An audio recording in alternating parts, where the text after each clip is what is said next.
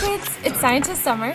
Today I'm going to show you a really fun experiment that we can do in cold weather. You can tell it's cold because you can see my breath freezing. We're going to do sort of the same thing, but we're going to do it as an experiment, okay?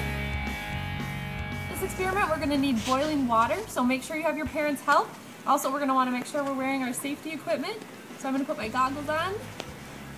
I'm wearing gloves to protect my hands. But what we're going to do is we're going to pour the boiling water into a cup.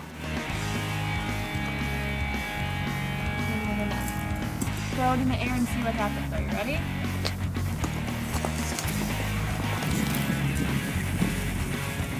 Did you see it?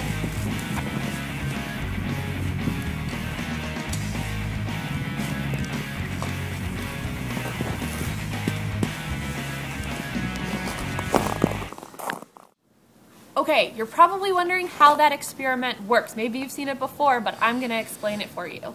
When we threw the hot water into the air, some of it evaporated, it turned to a gas and a water vapor very quickly. Now, if we had thrown cold water into the air, would it have worked? Actually, it wouldn't have. It would have just fallen to the ground in big drops. So why is it easier to freeze hot water, boiling water in the air than it is cold water?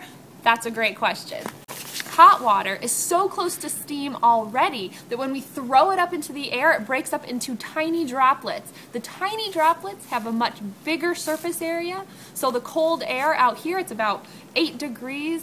It'd be even better if it were below 0, but today it's about 8 degrees. So the cold air has a much easier time cooling down those tiny water droplets than if they were big droplets. With cold water tends to stick together. The water would form bigger droplets, which wouldn't freeze. They'd just hit the ground quickly. Our hot water, it disperses, which presents a wider surface area, which cools down much quicker and therefore freezes in the air, making that awesome cloud of vapor and gas that we just saw.